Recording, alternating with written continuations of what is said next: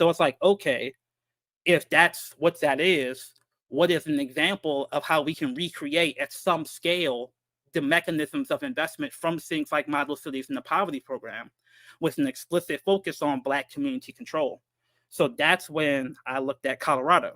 This would have been 13, 14 when they just legalized. And Colorado is like that Western libertarian type thing. So they actually literally had a moment where they actually refunded the citizens of Colorado. They wrote them all refund checks because they said they were generating too much cannabis tax revenue. And you look at California, California gives 10% of their cannabis legalization money to cops, because, medical cannabis usually isn't taxed because the argument is you don't tax medicine. But recreational cannabis is taxed at different rates in different states, and every state determines when the money goes differently.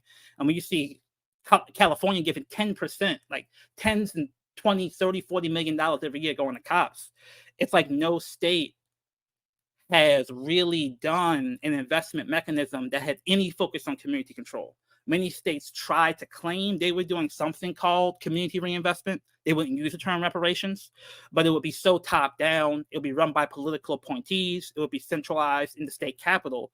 And what we know is that the more power that's aggregated in political appointees by the governor, speaker of the house, these sort of top down powerful figures, the less accountable the money is. So we basically set out, based upon that experience of community control, Black power, getting resources to the ground, and our relationship with elders, to construct a theory of reparations in Baltimore that had community control built into it on the front end.